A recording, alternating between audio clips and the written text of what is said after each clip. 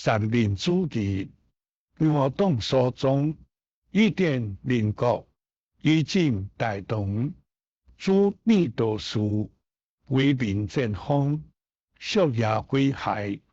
主治市场，视听使用，必信必忠，一心一德，贯彻始终。三民主义是咱党所奉行的，